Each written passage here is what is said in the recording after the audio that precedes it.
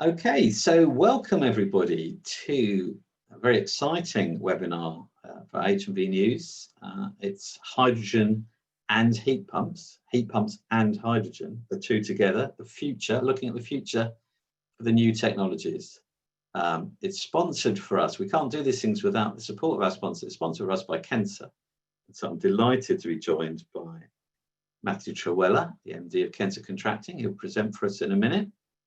I'm also delighted and now I have to be very careful. We are presenting this as collaboration, not conflict. So when I say in the heat pump corner, Dave Pearson of Star Renewable Energy, I don't mean it in a boxing frame of mind. Stephen Ashurst, Delta EE, will be giving us some much needed perspective and wider perspective from his views of hydrogen. And when Matthew has finished his presentation, we will be joined by Tommy Isaac, who is the project manager for High Deploy. As ever with these webinars, we A, don't have an awful lot of time, but B, want your questions. So keep your questions brief and to the point and put them in the Q&A, please, not the chat. And we will try our best to get as much as possible discussed with the panel. There's a lot to get through, so without further ado, can I welcome Matthew Trewhella?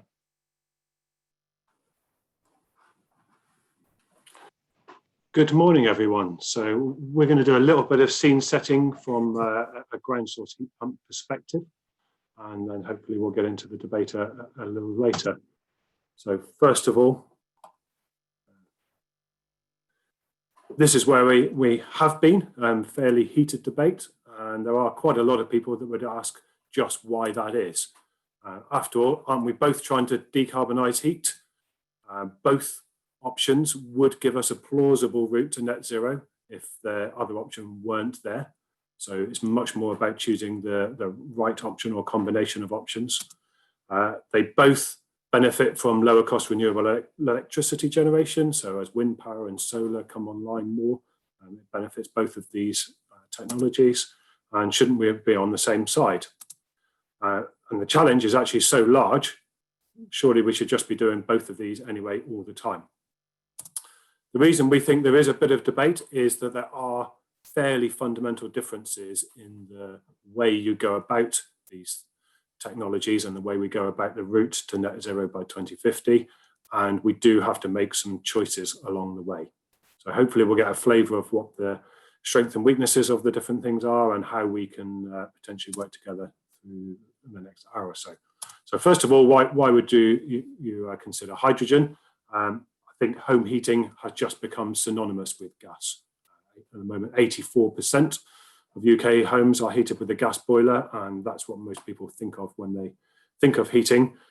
There was a fairly fundamental shift in human evolution when we discovered fire, and we've evolved from burning wood to burning coal to burning gas, and we've ended up with a gas condensing boiler, which is controllable and easy and cheap and fairly reliable. So that's the situation we are now. So trying to persuade people to do something different is going to take some effort and some communication, and we're going to have to bring people along with us. There are some skills, and if you, as we were talking about earlier in the hydrogen corner, and no boxing puns intended, could we just change the gas?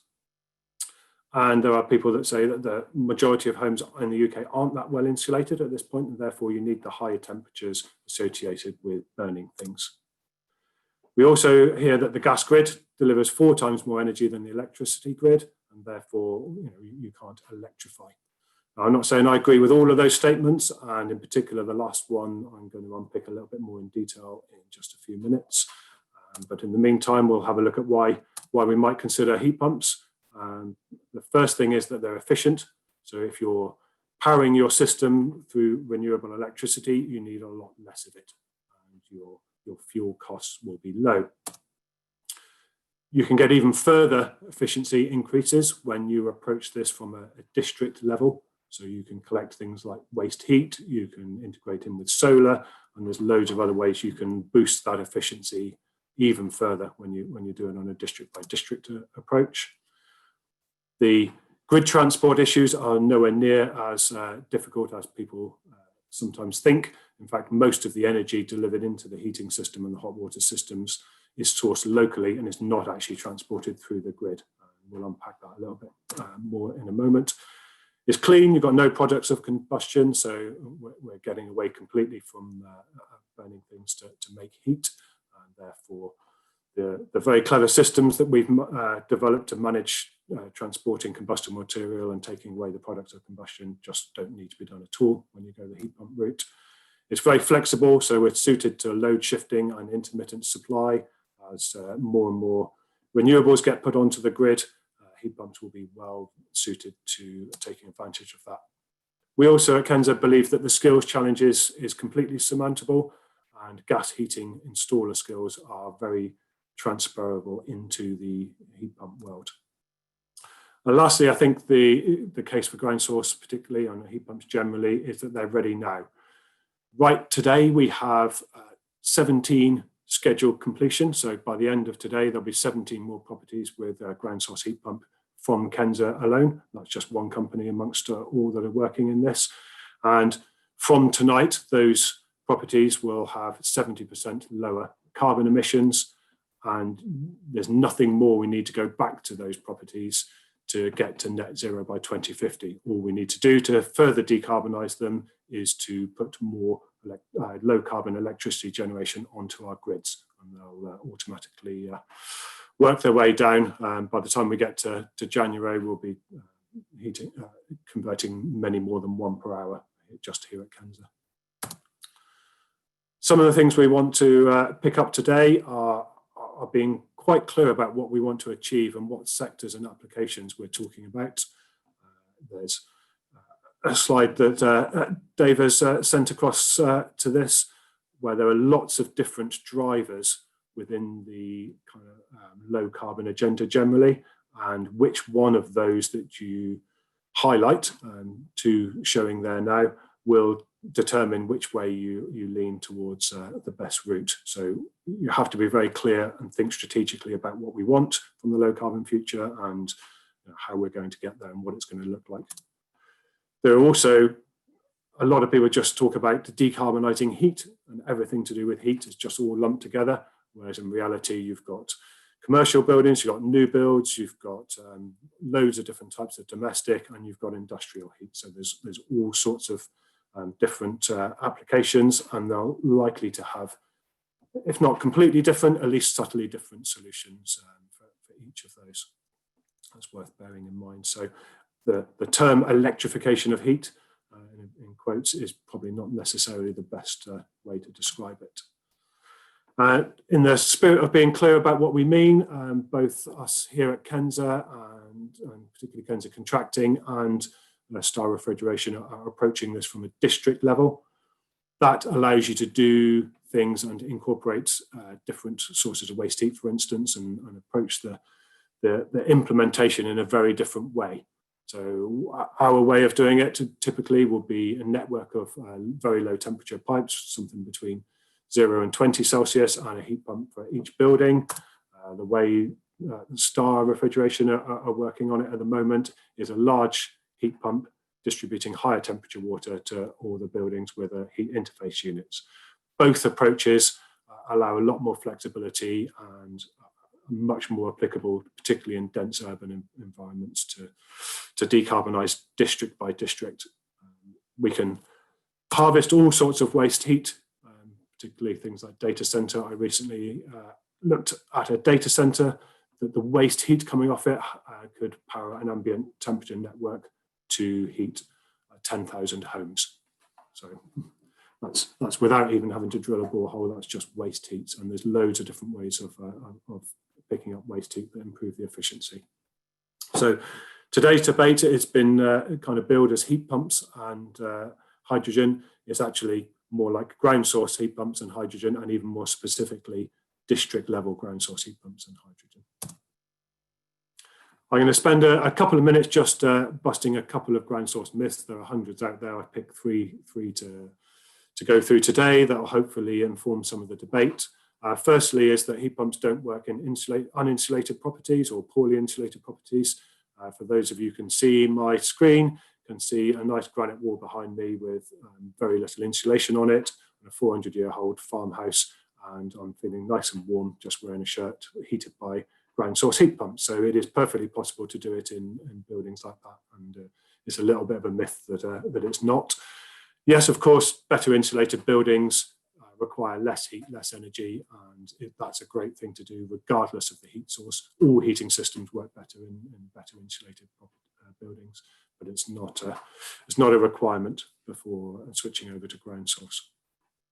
We hear regularly that they're not suitable for terraced homes, and yeah, I think I get that. If you're coming up to do a heat pump and a single system in a single terraced home, that's quite challenging. But as soon as you switch to this district approach that we showed earlier, then that's not really true anymore, and it does belong firmly in the category of myth. And the third one we're going to look at is the electric grid can't cope. I'm going to actually unpack that in a little bit more detail. This is a graph showing the amount of energy in blue supplied by the gas grid to UK. The kind of lighter blue is what they call non-metered, which basically represents homes, non-daily metered. And the red line is how much energy we supply into our electrical grid on a daily basis. And you can see, yes, quite clearly, more energy is supplied by gas than by electricity. And I've heard even very recently, and even in our Future of Heat webinar that HMV News organised recently, that there's no way you could push that amount of energy down the electricity grid. It has been stated, and I hear it at least once or twice a week. The point of a heat pump, though, is that you don't actually send the energy down the wires.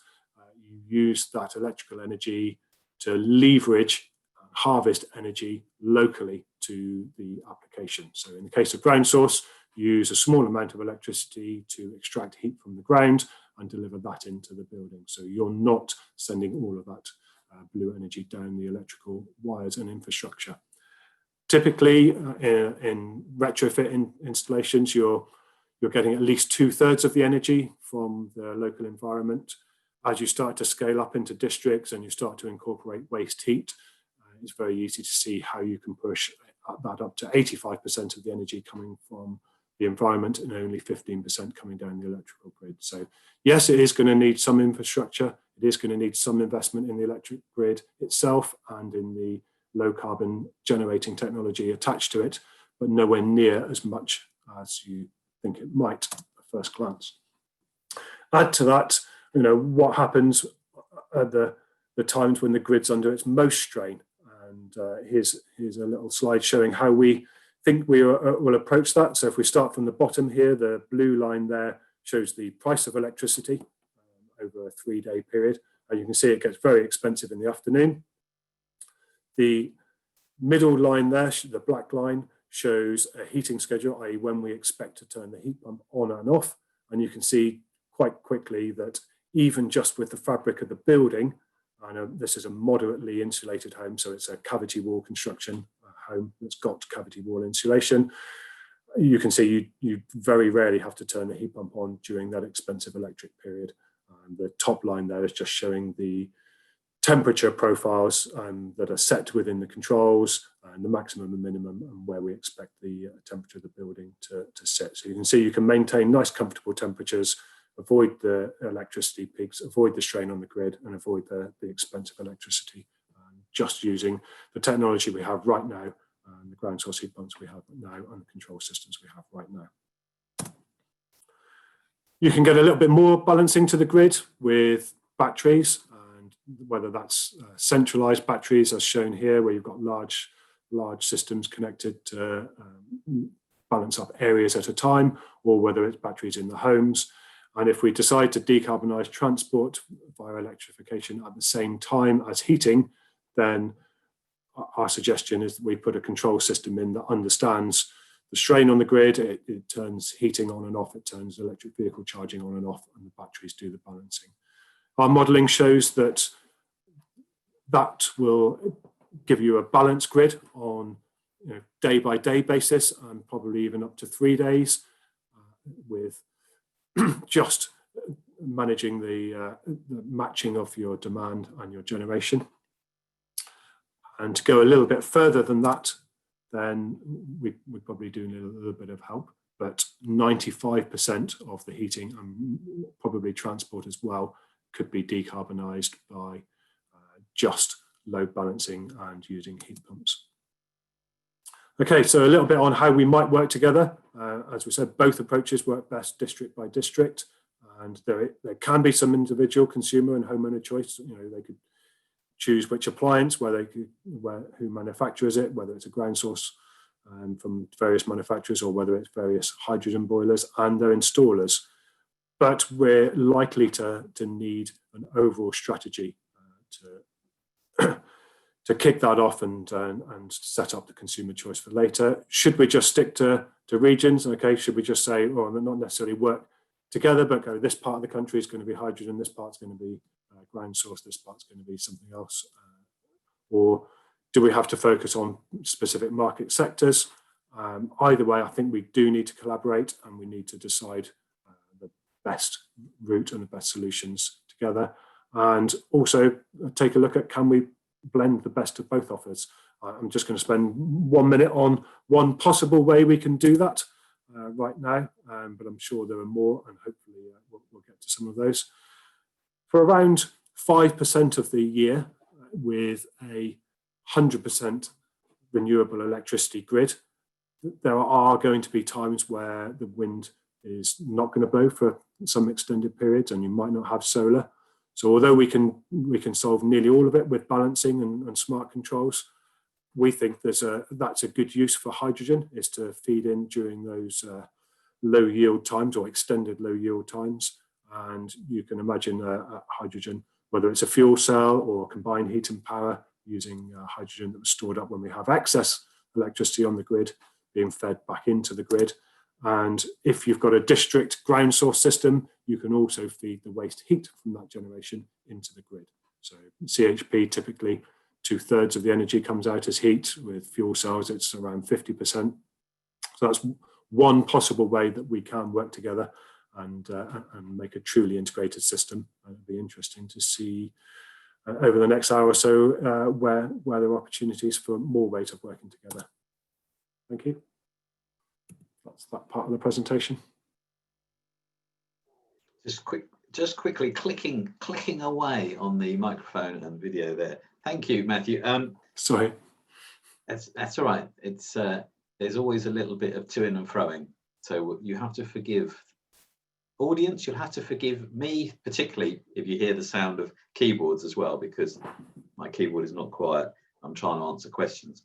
Thank you, Matthew. Now, we will have the full debate in a minute, but you did say something that I can't let pass, because I know people will be going, what did he just say? So just quickly ask that question, and I'm sure you know what it is. It's where you said the future will be ground source and district heating, because I swear I heard 1,000 air source heat pump customers and manufacturers saying, what? So do you want to just flesh that out a little bit in 20 seconds? Sure. The advantage of doing things on a district by district basis is mostly just practical. So you imagine a street, combination street style terraced houses, is actually difficult to do regular ground source, and it's difficult to do air source in that environment. But you've got a lot of green space sometimes around. You've got parks, you've got the streets themselves, you've got pavements, you've got all sorts of areas that you can install boreholes to harvest heat. And you've got a distribution network. They've probably got gas going up the streets now, so you can distribute that heat to every door quite easily on a district basis. So those type of buildings, we think, make complete sense to do street by street and area by area. Yes, if you've got a detached house that's far away from other houses, you've got loads of different options to you. You can have an individual ground source, you can have an individual air source, you could have a hydrogen boiler, you can have all sorts of different things in those detached properties. So they're less of an issue. So yeah, I was referring specifically to those mass properties, particularly in our cities and kind of denser urban environments. Okay, great, thanks. So thank you very much, Matthew. And we're now going to pass to the, every time I use an analogy, it sounds like conflict. So I'm trying to avoid it, like the other side of the fence. But even that doesn't sound right. The next technology viewpoint represented for us in hydrogen, and I'm delighted to welcome Tommy Isaac, project manager of the High Deploy scheme. I'm sure he will tell us all about it, but setting the scene for hydrogen future, can I welcome Tommy Isaac?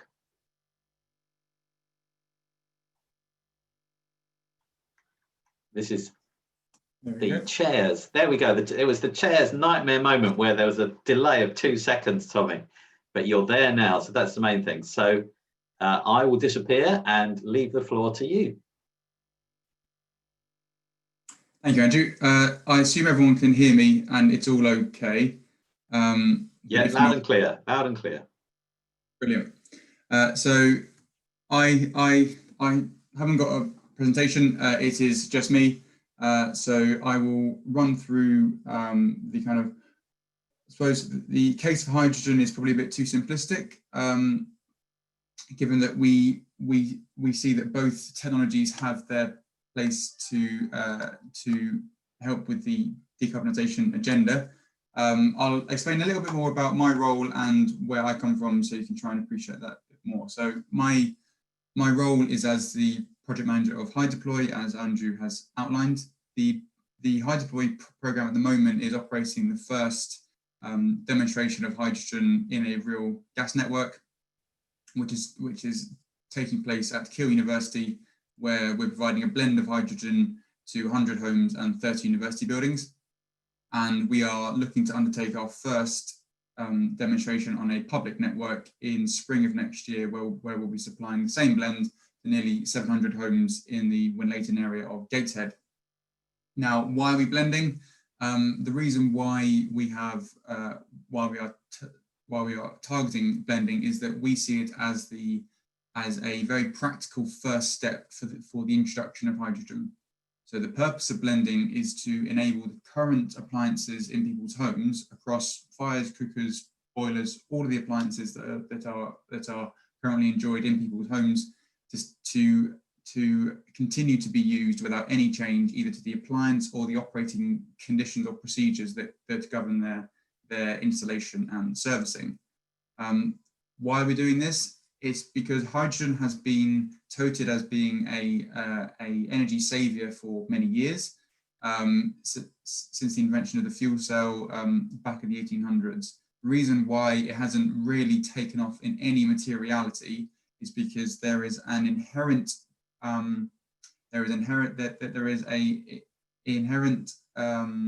connection, if you like, between supply and demand.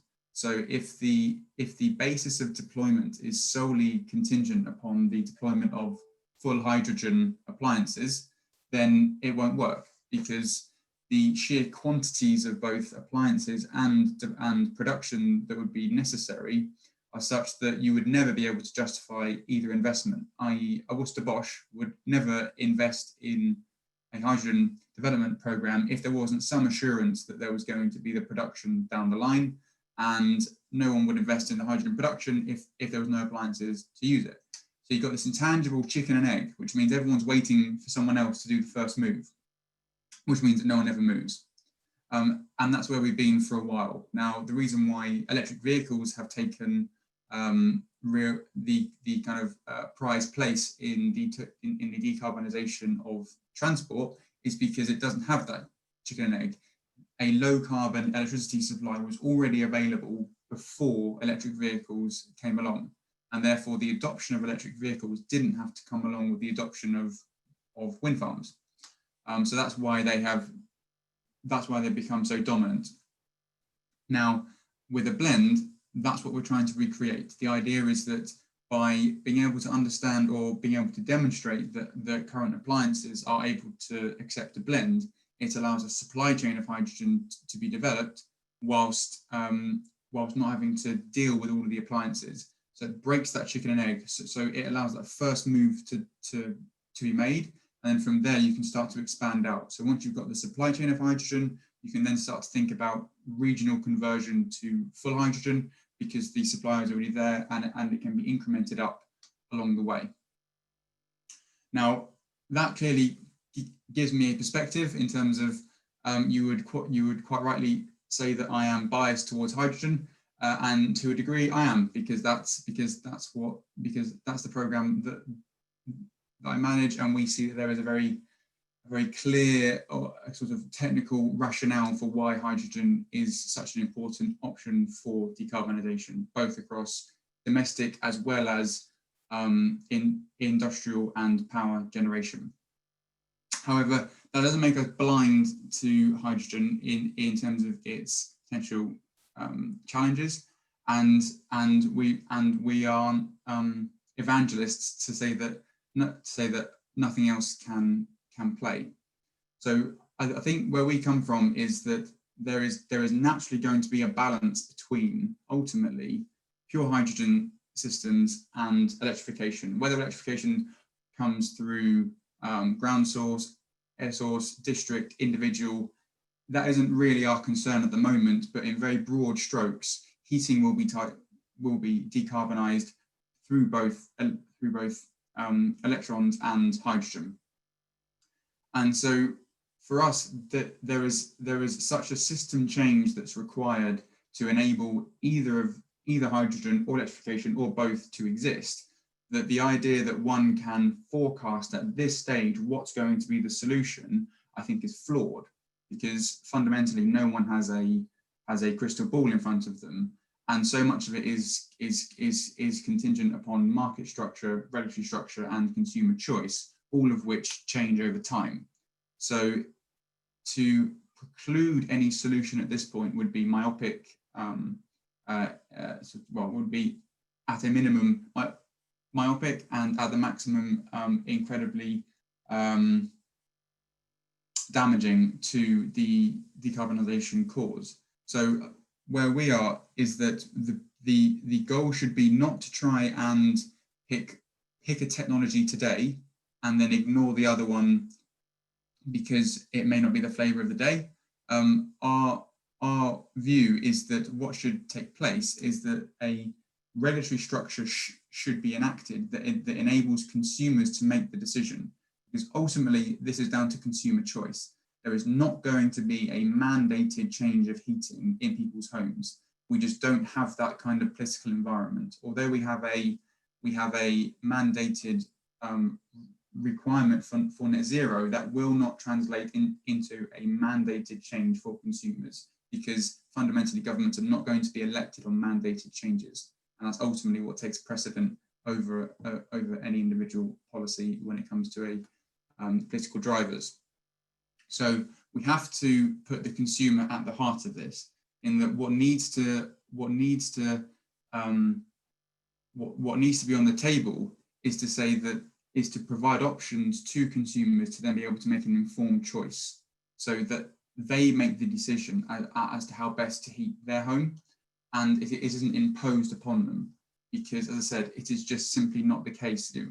We just don't live in that world. So what does that mean in terms of hydrogen, and what does that mean for electrification? It means for hydrogen, the development of hydrogen-ready boilers. So the idea that you have a appliance that can accept hydrogen when the supply comes along, and effectively you're paying for the conversion up front, just like a service. So at the point where the conversion comes along, that prepaid switchover then is scheduled in, the burner gets changed out, and then it can then accept hydrogen.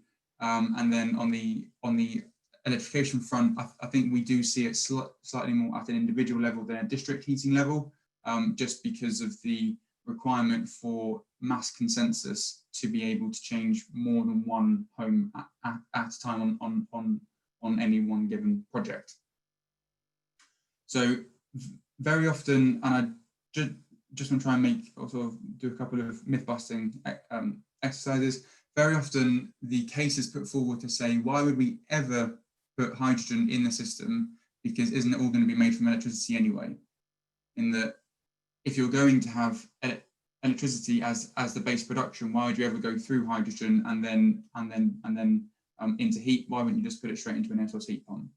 And I think under that argument structure, there is a very valid point that says, why bother with hydrogen? You can make the case around energy storage, around flexibility, find that they are reasonable arguments to make, but fundamentally, if you're starting with electricity, then going to full air source heat pump or ground source heat pump is probably a very sensible decision. But that argument is a flawed worldview because it assumes that the base source of all energy will be electricity. And I think we would challenge that quite strongly. One on a cost basis, so just the ability to build out the supply infrastructure, the transmission infrastructure, and then the storage is quite exorbitant when you're looking at trying to satisfy that 1 in 20 peak of heat demand, which is currently the level of resilience that the gas network provides. And also, it discards any other source of hydrogen. So the source of hydrogen that will come to dominate the production in time to come will be from methane reformation with CO2 capture. So this technology can provide a source of hydrogen at around 1/4 of the price of electrolytic hydrogen. So straight away, there is a huge commercial incentive, particularly around energy bills, to go for that production source. But it is, of course, recognised that there is some residual emissions associated with that production because it's still based from natural gas. And those residual emissions are around 3%. So the carbon capture technology today that's available can capture carbon between 98 to 97%. So let's say the lower figure and say that it's 97%. So there are 3% of emissions that would still go up the stack, and they would have to be offset. Now, how that can be offset is through biohydrogen, which is a topic that really doesn't get enough airtime as it should. The whole concept of net zero is we have a de minimis level of emissions that are that we accept, and then we have offsetting that then allows the overall balance to equal zero. So somewhere in the system, there has to be negative emissions to be able to account for that. And really the only way that you can get negative emissions is really through biohydrogen. There aren't any other technical ways that you can do it in an economic or an economically feasible manner, because fundamentally you have to transfer carbon out of the environmental system into some kind of storage device. You're going to have CCS because that's the function that you require, and at the same time you need to be able to produce energy. So somehow the result has to be an energy carrier that has less carbon in at the output than it did at the input. Well, if you put those two conditions on a problem, the only solution you really have is biohydrogen, in that you take wood pellets effectively, gasify them, split it into hydrogen and carbon dioxide, store the carbon dioxide, use the hydrogen. And that's moving CO2 from the atmosphere into wood and then storing it underground whilst creating an energy source. Now that is an incredibly good energy source from a carbon perspective, because it's got very strong negative emissions associated with it, which means that it's a bit of a golden elixir, because the amount of capacity of biohydrogen required to offset the natural gas hydrogen is around a 50-to-1 ratio, i.e. you need a very small amount of biohydrogen to provide the offsetting for those 3% emissions for the natural gas hydrogen, which means that a net zero hydrogen source can be produced at a much, much lower cost than electrolytic hydrogen. And what it means is that you're no longer having to make a decision of taking the primary energy source of electricity and then deciding whether it goes into a heat pump or into an electrolyzer and then into a condensing boiler, because you've got two independent primary energy sources. So I think that's probably the end of mine, because Andrew's now come on, so that's probably a subtle hint to stop talking. and I will hand back over to Andrew for the discussion. Thank you, Tommy. Yes, you picked that up. I thought if I appear, I can wave at you. But you've thrown quite a few facts into the equations. That's great. So what we're going to, and there's the wires are lit up with questions. So what I think we'll do, normally we'd go to the panelists and ask them to do a quick introduction, but I think if I throw a couple of questions in at the same time, we might well be able to handle some of these. So there's a few questions about whether ground source, as conveyed by Matthew, whether ground source is going to require a lot of upheaval in terms of boreholes, or are we talking about ground arrays? The questioners are saying, well, either will cause a requirement for a lot of land, because it's either going to be horizontal or vertical. So, Dave, do you want to tackle a bit of ground source logistics? Yeah, thanks, Andrew. Yeah, although our business is industrial heat pumps, large scale for city size, I've got a ground source heat pump in my house, so I've got first-hand experience. The guys reversed a Caterpillar tracked vertical drilling bore onto my driveway and drilled down. It took them about 16 hours worth of drilling. Slightly frustrating that no one else in my street was doing it, as we could have shared the mobilization cost of the drilling rig to make it a lower cost, but it wasn't very disruptive. They then had to fill the hole back in again, and now you can't see it because it's under my driveway. So simple job. One of the questions that was asked in the panel was, how much does that cost? Is it really worth it? I calculated it was about £4 a week for the next 40 years, and the borehole will last longer than that. So I'm really not going to pick the wrong choice just because of £4 a week. I thought that was quite doable. It probably speaks to funding models are very important in all of this. So, quite clearly turning up and asking someone to spend, whether it's 5, 10, 15 or 20,000 on their own individual property is a tough sell. But having a utility turn up and say, hey, how do you fancy the vision of the future, and we'll do it all for the same monthly cost of what you're doing just now, is far more viable in terms of human behavior. So business models is what we should really be talking about across all these different sectors.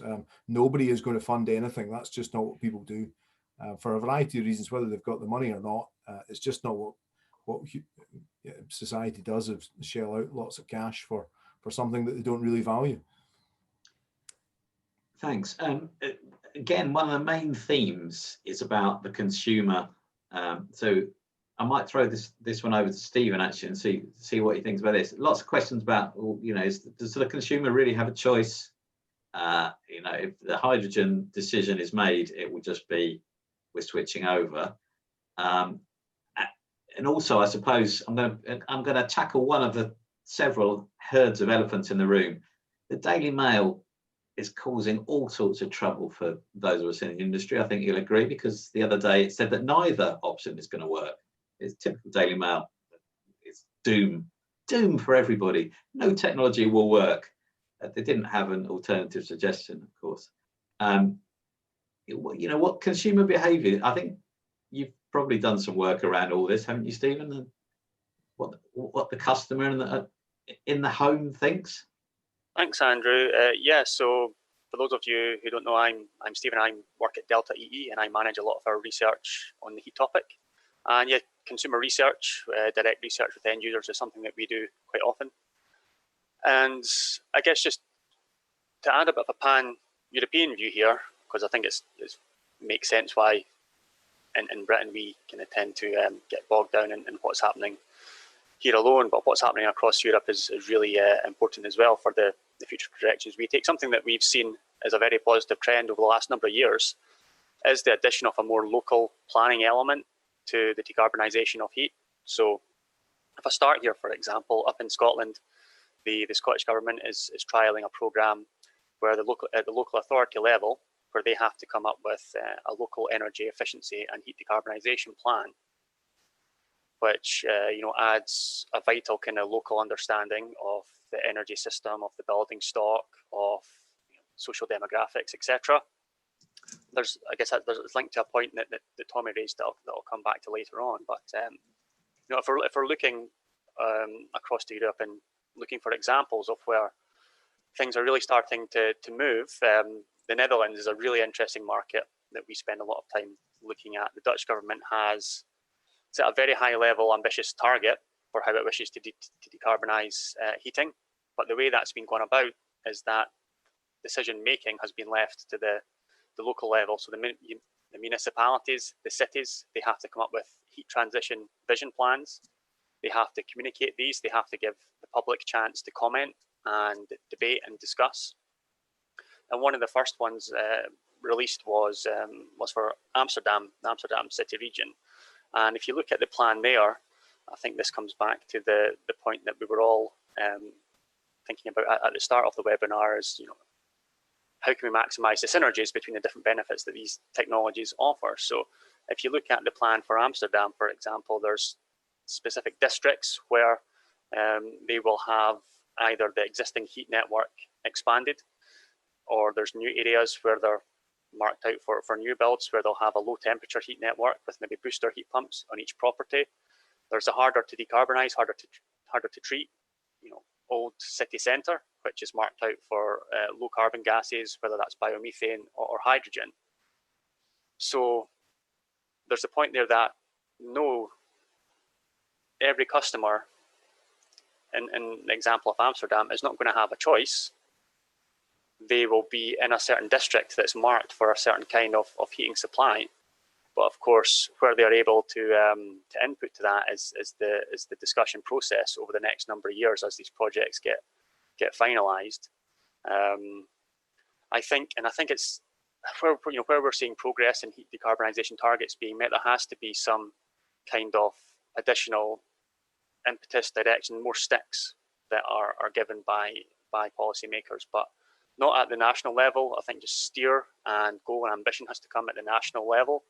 But to see real progress, we need to see more local decision-making action, whether it's at the regional level, local authority level over here, city level. And again, we're seeing a trend of cities coming out with their own net zero targets and plans, regions having their own. Let's say there's a national hydrogen strategy in Germany. There's also a state-level hydrogen strategy in Baden-Württemberg and other German states too. So, I think that's all going to be very important as we really look to ramp up progress in installing low carbon heat over the next 10 years. Thanks, Stephen. There's a few questions about, well, this applies to both technologies. What do we do now? So the question specifically to Matthew is, this is somebody speaking, by the way, I live in a Coronation Street style house. What do you suggest that I do now regarding heat pumps? Yeah, there are some properties like that can have a heat pump right now. If your gas boiler is broken today and you need it fixed, you are probably in what we call a distress purchase, and you might need to have a new gas boiler. If you've got a little bit more time to plan for it, then you could well get a heat pump in that building. We think a far better way of doing it would be to plan for the transition of that street over the next couple of years. And particularly, we think the business model should be separately funded. So infrastructure or government or local authorities should pay for the bit that goes in the ground. And then when you come to the point where your gas boiler breaks down, you've got a choice then of reconnecting a gas boiler into it or connecting into this network that's been provided for you. And that's true whether it's sending it around at cool temperatures so you can choose a heat pump to upgrade, or whether you can send it around at high temperatures and just buy a heat interface unit and connect. And as Dave said, either of those options, you're probably going to finance it, and the infrastructure part of it will have been financed by someone else. So right now, today, the options are a bit limited. And what we're proposing is to give you plenty of choice soon. Thank you. A follow-up question, which I'm sure has got a simple answer. Is there evidence to show that your fuel bill does not increase if a heat pump is installed to replace a gas boiler in a traditional property with just cavity wall and loft insulation?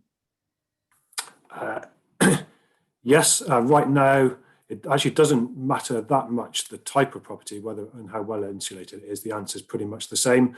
We design systems to run, if it's radiators, say at 50 degrees, and you'll have slightly larger radiators in an uninsulated property than you will in a new build, for instance. But it's still 50 degrees and the heat pump's still just as efficient.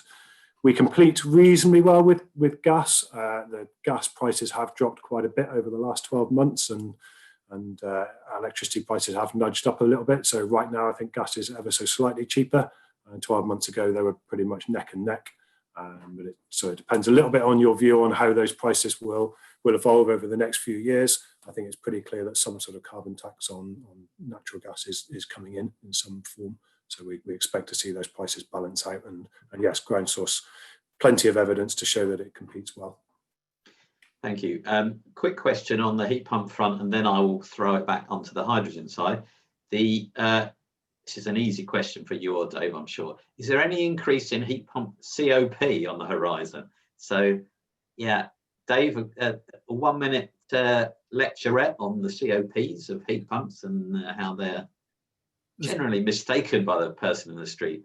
Yeah, there's two ways of answering that. In fact, three. The first is different working fluids will give different performance.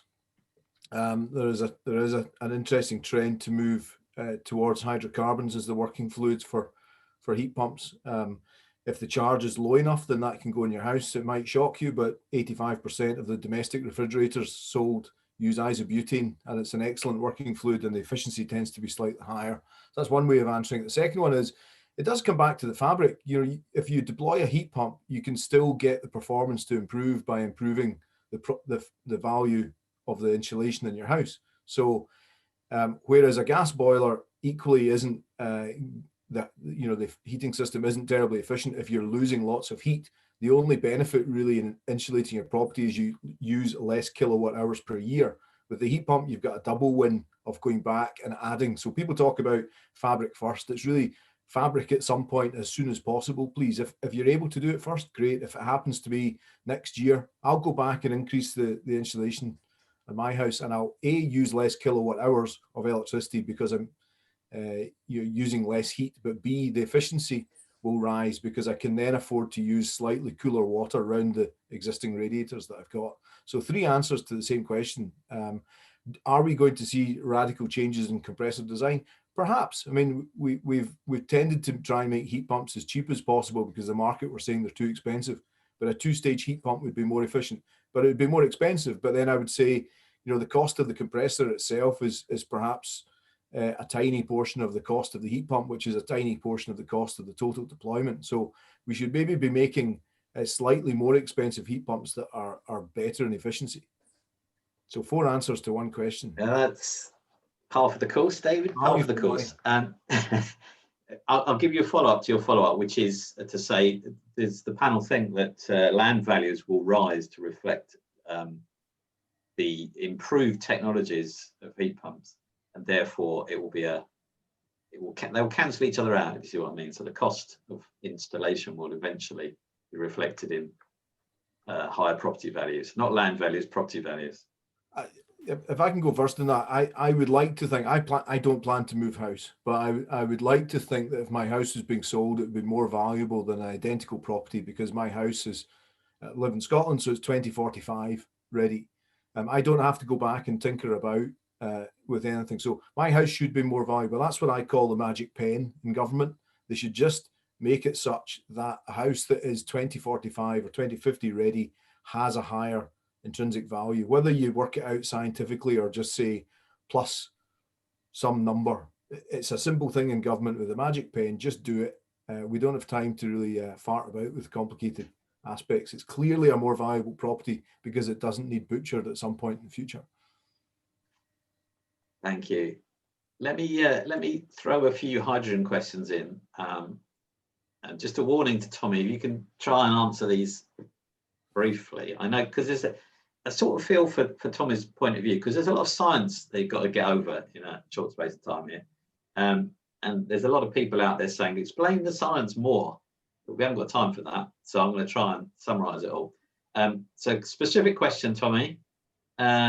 Technical challenges with hydrogen is molecular leakage through HDPE, says the questioner, and therefore a worry about explosive properties. I'm sure you've heard the E word before now. What's the answer with that one? The answer. First of all, permeation through PE pipework. Yes, it is true that hydrogen can permeate through PE pipework. Is it a concern? No. So the magnitude is what matters here. So the permeability of PE to hydrogen works at 10 to the minus 16. So you are looking at almost immeasurably small quantities of gas that would come through. So the idea that a flammable environment could build up is simply nonsensical. So I would agree with the principle that yes, there is a element of gas flow through the pipe. Is it of concern? No. So we accept an element of leakage today in the natural gas system. So for any installer, they will be very familiar with UP1 testing, so drop testing of pipe work, where you want to understand is there a pressure drop along the pipe work which I would deem to be a hazard, or is it within the acceptable limits of joint tightness? So we already have that principle embedded within our energy system today, that we accept that you are not going to get a fully tight system from end to end.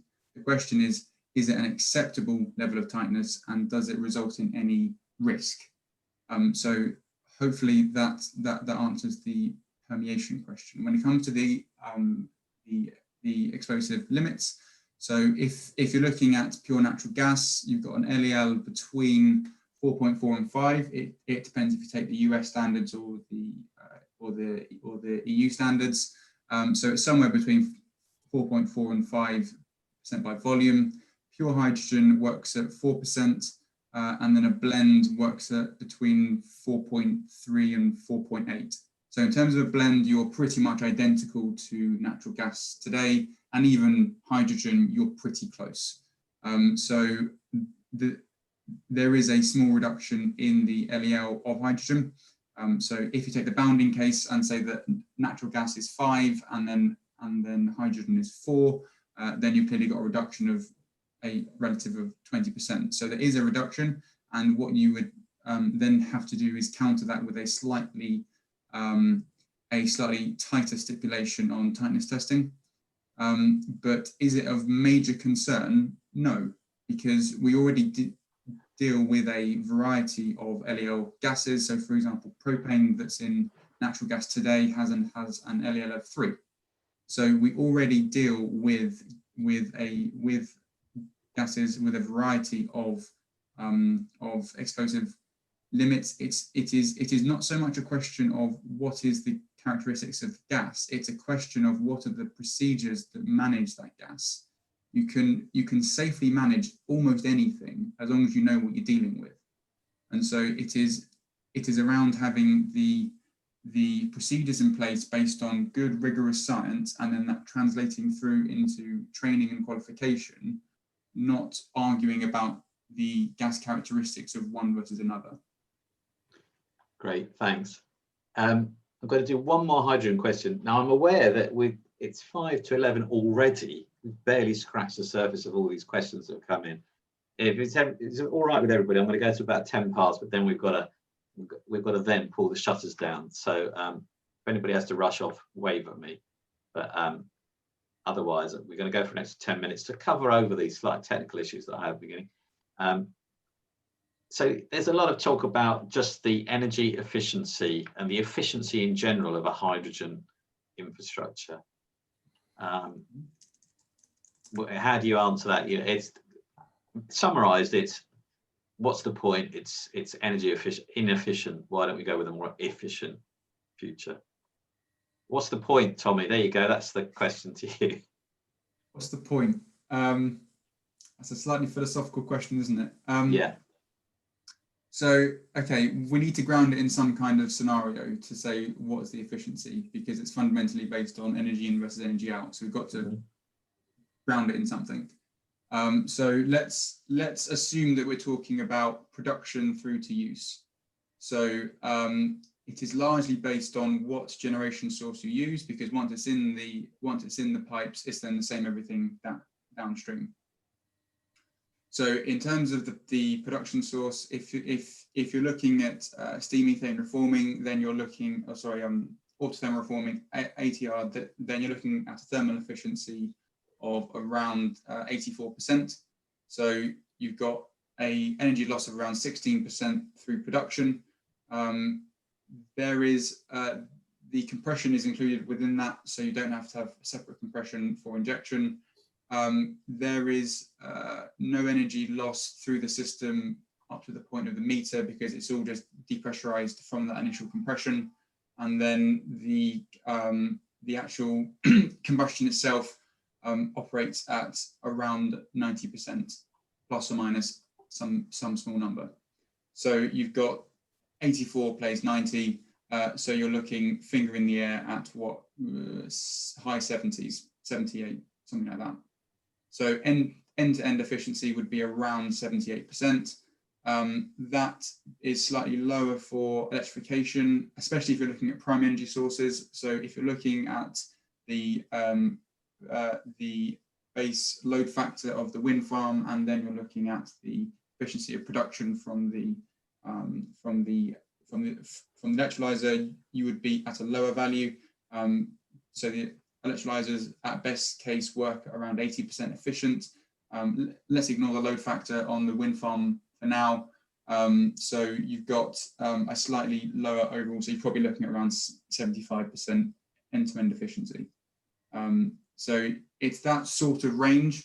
If you compare that to where we are today with our heating system, effectively, well, it depends where you draw your boundary condition, but if you include some compression of the natural gas, at least at the front end, to get it into the NTS, and then all the way through to combustion, the combustion efficiencies are pretty much the same. So you're just looking at the relative compression.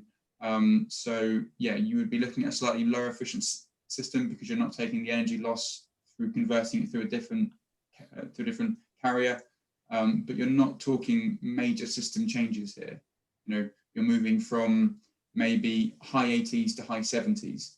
You know, that is a reduction, but it's a fairly manageable reduction. Okay, thank you. I'm hoping that that's answered the efficiency queries from the populace. Andrew, if I can just add a very quick point to Tommy's answer there. It's, I guess, the consideration of the use of hydrogen for heating. It's not just burning it in a wall-hung boiler. There, as Matthew mentioned, there's high efficiency fuel cells for heat and power, which have an additional efficiency benefit and a wider system integration benefit too. And in addition, thermally driven heat pumps. So this is essentially a merger of the technology of gas boilers and air source heat pumps, where you do utilize some renewable energy from the environment, but you also employ an efficient combustion process where you can get an efficiency lift of 30% or 40% on the top of just burning hydrogen in an efficient boiler. So there are products on the market already that run on natural gas, both for domestic and commercial premises. But of course, there's a lot of work behind the scenes in the industry to, well, firstly to increase the size of that market just now, and also to those products that receive subsidies in many European countries, but also, of course, to explore the extent to which they can be made hydrogen ready or converted to hydrogen long time as well. So that's a potential additional downstream efficiency benefit from the hydrogen side. Thanks. Okay, questions about timescales. Now, the carbon budget yesterday made headlines with its no new fossil fuel boilers from 2033. Lots of people asking when will a dual fuel boiler be available, do you think? Hybrid heat pumps and gas, is that viable? Do you want me just to cover off the hydrogen bit yes, very quickly. Yes, that'd be great. So sorry. There's been a very subtle shift if you look at the 10-point plan in the wording around the banning of boilers in 2025. When that was initially introduced around 18 months ago by Philip Hammond when he was Chancellor, it was a very flat, all gas boilers are gone by 2025, get ready for electrification. That was a very welcome kick to the gas industry to get its head in gear and start thinking about decarbonising. Since then, a huge amount of progress has taken place, particularly in the hydrogen space. And if you look at the most recent wording issued by the in the 10-point plan, that is changing that mandate. It is subtly shifting from a ban of gas boilers in 2025 to a ban of fossil boilers in 2025. And effectively what that's doing is setting up for a mandated hydrogen ready status for boilers in 2025.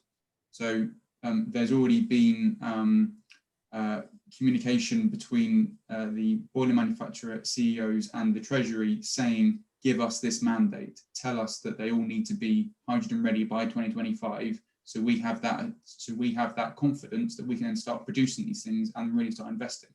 So the industry is calling for that regulation to then give it that certainty. So they're pushing an open door at the moment. So what's going to happen? Well, my prediction is come the hydrogen strategy in spring of next year, we will see as part of that strategy, all boilers have to be hydrogen ready by 2025. That is what the winds are pointing towards.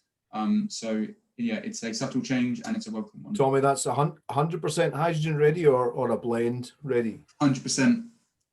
Yeah. So our contention is that current boilers are 20% ready. Have you got the answer you wanted, David? Yes? Yeah, absolutely. Yeah. Okay, just checking. Okay, heat pump questions.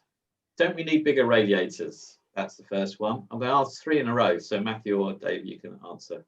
Don't we need bigger radiators? Will it work with detached houses? And yeah, what are you saying? And the key one, that's for Matthew to come in on the end of, is what are you going to say to the customer? Because there's a general fear that customers aren't going to get it. They think it's going to be like a boiler. Radiators, they're bigger than a 70°C boiler, but about the same size as they should be for a condensing boiler. So we should run around 55. We typically run around 50. So it might be around 20% larger radiators. So a bit bigger, but nothing major. We say to people, yes, you can use them in detached houses. In fact, you've got more choice there. So the only reason I said about detached houses and district was you don't have to do it in a district way. You still can do, and you just might choose to do it in another way. We regularly talk to consumers, and we're doing this day in, day out about how to control their systems. The big exciting news actually is the efficiency that Tommy was talking about. When you put that through heat pumps is already sort of 300%, so it's quite a lot higher, particularly if you're getting from wind. There are moves to increase that efficiency, less so with the heat pumps themselves, but more with the overall system, in particular taking waste heat. Could take a heat pump that has COP of 4 to one that has 6. And also more, we're focusing on reducing the running costs rather than increasing the efficiency, which is moving to running the heat pump when electricity is cheap. So we think there's more gains there faster than there is in improving the overall efficiency. So hopefully, yeah, we've managed to get six in one. I've got 2 more for you on the back of that. Okay. Not just radiators, it's a double question now because I've just realised it's got the air word in it. It says, can air source heat pumps facilitate an underfloor heating system, or does it have to be ground source? But you could probably answer that. Yeah, air source heat pumps can do heating with underfloor with radiators, and they can do hot water. We at Kensa prefer to do it with ground source. We think it's a bit more efficient, and particularly when you go to the district zone, but air source heat pumps are perfectly capable of doing it. I guess, yeah, from me on the back of that, for a new build, is it preferred underfloor or radiator, or doesn't it matter as far as the heat pump folk are concerned? You get a little bit more efficiency in some types of underfloor, but not all. Upstairs underfloor is hard to tell the difference between radiators, so we think it will be dominated by radiators. But I like underfloor. I've got underfloor here. I love it. I think it's great. But if you want underfloor in the morning, yeah. If you want underfloor because you want underfloor, then yeah, you'll get a bonus with a heat pump. But don't choose your heating distribution just because you're going to a heat pump. I've got an instant question, which is, what's the minimum depth of a borehole? These are the sort of questions that the audience want. We typically see 150 to 220 meters. We're seeing a trend towards deeper. We've recently put a 300 meter deep one in, and I'd like to push that on to 400. Essentially, it's cheaper to drill deeper than it is more. So that's the way the trend is going to go. Okay, and then while you're on there, Matthew, storage. So people are saying, well, let's remember there's a storage consideration bringing in heat pumps. Yeah, what's the view on that? It's surprising how much you can store just in the fabric of the building. This renovation project that I've got here, some of my rooms I can store 14 hours worth of heat just in the floor, and typical homes can do anything between 1 hour and 3 hours. We're also working on actual physically storage of heat. You can do it with water now, but it takes a big space. We're working towards storing that in phase change material. We're working with some of the leading suppliers there. That will give you 3 to 4 hours extra heat stored that you can get past the those peak times of electricity demand. You throw a very interesting piece of information right at the end there, but we'll come back to phase change materials another day, I think. Exciting technological advances on all fronts.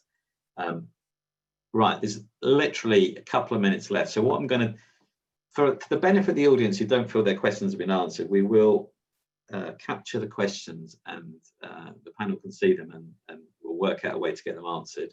I think it's very clear that there is a lot more to be explored on both sides. I think it behoves us as H&V News to maybe to tap up each side of the argument for a feature-length article. There's been questions about, bearing in mind we're talking to the industry. It's about how the industry can convey this to the populace. I think Tom is going to be tapped up for an article just on biohydrogen, because there's about 6 questions saying what. So I'm going to end with a general, which is my general ending question, but I think it's useful because we've heard so much information today. We've heard lots of information from the government, not all of which is coherent. So my question is to each of you, what's the one thing that we should be taking away, an industry audience? What's the next thing that we should be doing or thinking about? Matthew, you go last. It's your privilege as the sponsor. And I'll put Dave first so that I can cut him off if I need to, but he knows I'm only joshing him. Dave, what's the one thing? What's the one takeaway? I think regardless of what we're going to do, there's going to be change and upheaval and all sorts of things. The bit that I don't hear enough people talking about is the trade balance of this. The UK has gone from self-sufficient in fossil fuels to importing more than 50%. If we're going to all this grief of changing what we're doing, why would we want to end up with an energy system, a total system integration that has not just the same amount of fossil fuels or imports by monetary value, but actually increasing that? I think any country that is giving away, we think of pipelines bringing methane in, there's another pipeline taking our money out, and it's over 20 billion a year at the moment, and it's not going down. That's massively destabilizing to any economy to be exporting so much cash in these cash constrained times. So the idea of importing hydrogen or any other fuel from Australia, because that's where they happen to make it, strikes me as a really missed opportunity. The only other thing I'd say is, if we're now talking about biohydrogen, and we've had lots of different forms of hydrogen, it's a sort of moving feast as to what the right way of doing it is. Why don't we just make biomethane and put that through the gas grid instead of this trying to find different ways of doing hydrogen? Hydrogen is a passing trend. We should be thinking about how you actually get the end goal of decarbonising, not by jumping onto one thing and then, oh, actually, the idea of making it from wind farms isn't very attractive. Let's make it some other way. we've got to actually pin down what the options are. And there's only one option right now to decarbonize the house across the street from me, and that's to install a heat pump. So we've got to stop pissing about, frankly, with all sorts of different options. It's like predicting who's going to win the Grand National, a unicorn versus some horse that won it last year. It's about viable options in the next 10 years, and that's exactly what the Climate Change Committee said. So I think we should all sit up and listen to them a little bit more and get on with it. I wish you'd just get off the fence sometime, though, Dave. Oh, we have to jump it because it was a Grand National, if you remember. I don't want to sound all Nigel Farage, but importing lots of fossil fuels or any other fuel is a really destabilizing thing for any economy. Never mind the political instability aspect. The sheer money out the door, but is really damaging to the economy. Thank you. Okay, Tommy, answer that. I'm answering the previous or the. No, you don't have to. It's just you don't have to react. You don't have to jump to that controversial previous question. What I'd like to know is, I guess, what you feel people who are interested in hydrogen or even concerned about hydrogen, what's the next thing we should do as an industry? Well, to be honest, there isn't much you can do. Is the honest answer, because hydrogen is still at the stage where the evidence base is being collected, and to inform much more broader decisions on its deployment. So at the moment, it doesn't really filter down to the level of the individual installer or the individual consumer making a decision. So the industry isn't there yet. It will be in, I would say, in the next 2 years is probably when we will get regulatory clarity, as well as appliance availability, that those individual decisions can start to be made. But where we are now, there really isn't much people can do other than sit tight and wait, which is not the answer that people want, because people want to know what they can do now. I would agree that if you are determined to make a decision right now to do something, then exploring the option of a heat pump in whatever form best suits your home is a viable solution to try and make some difference. I think we have to be fairly honest about what that entails in terms of the individual requirements to one's home, as well as the fact that where that electricity comes from is very key. So at the moment, half of the UK's electricity is produced by natural gas. That is just a fact. And so the idea that by installing any source of electrification, I am doing away with my use of natural gas, really you're just upstreaming it to a gas turbine as opposed to using it in your home. And that's particularly true when you look at mass deployment. At the individual level, it's a bit like EVs at the moment. EVs are brilliant right now, and really, and especially if you've managed to get on the subsidy over the last couple of years, because they aren't creating system impacts at the moment. You're still playing at the margin.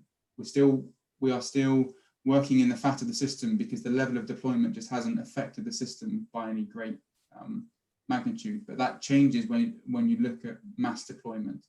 You do start to get quite serious system impacts upon the overall balance of energy, and they will be reflected in the market structure of your energy bills. So I think that knowledge is key, isn't it? And I think you've expressed well that you can see that there is some frustration out there in the audience, because they don't know enough yet and they can't actually get their hands on it. So knowledge is power. I think we'll agree. So we'll get some. It's just a way of me saying that we'll get some more articles out of you. Thank you. I need to pass over to Stephen now, because we're running terribly over. Apologies to everybody. I'm getting Outlook flashes coming at me all over the place. But there's such a lot to get through. Stephen. Well, if I'll just quickly rattle off a few points then that have come to my mind based on the previous few, I think, firstly, we can't rule out the possibility of a global commodity market in hydrogen. We're still going to be very much part of a global energy market. At the same time, the possibility of producing at scale hydrogen offshore in British waters. I think we're increasingly interconnected on the electricity side with the rest of Europe too. There's the benefit of hydrogen as interseasonal storage, which we haven't touched on too much. What should householders do now? Yeah, wait is not the worst. It's not the worst option. We're at the stage where we're just trialing both options. We're trialing how hydrogen boilers perform in homes.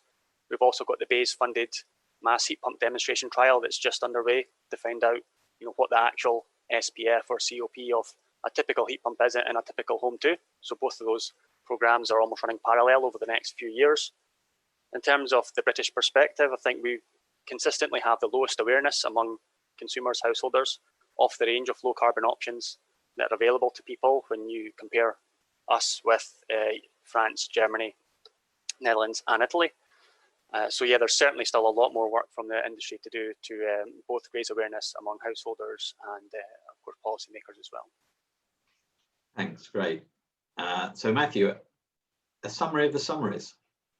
Yeah, and also that the one things you can do now, and if you're a householder, there are some schemes out there that can help you move to a heat pump if you want to, and they're then in place for the next 18 months. But the single biggest thing that we could do collectively is to actually go ahead and ban gas boilers in new build. I disagree a little bit with Tommy here. I don't think it's a viable option to say these are hydrogen ready, therefore I'll continue to burn methane gas in the short term. The technology exists to put heat pumps into new build. It's relatively straightforward to do. It's already being done on a reasonably mass scale, and I would like to see that be deployed and be the norm for all of our new builds moving forward. There's no reason why we can't do that. That will lead to all sorts of economies of scale benefits, and that will bring the cost down. It will make all the decarbonisation of all the other sectors, and particularly the on gas grid now far easier if you can do that single thing. So that's the one I would take away from it. Thank you very much. So it just leaves me to say thank you to all you panelists. It was a difficult task we set you to sort of be on one side of the fence and the other, and equally difficult task for the audience to try and get their heads around questions for everybody, but they've done that very well. I think, as I've said, that this gives us a lot of scope for more discussion. I think there's plenty more talking to be done. Certainly, as you'll see behind me, the summit program for next year, we plan to talk more about low carbon heating. I'm sure if the demand is there, we'll be having more of these, what I like to call quick hit webinars to tackle some of the hot topics. And again, keep watching the hvmplus.co.uk for updates. Feel free to comment on there. I'm sorry to everybody who didn't like us stopping the chat function. That was purely because there was so much going on that we're trying to keep track of it all. Thank you very much for watching. We are going to make the video and the presentation available. Again, watch hvmplus.co.uk and your emails for that. But thanks for watching. Thanks for debating. Thanks for interacting. And let's go forward into 21 with a real will to embed these technologies in the industry and in the consumer's mind. So thank you very much and goodbye. Thank you. Thank you. Thanks. Bye.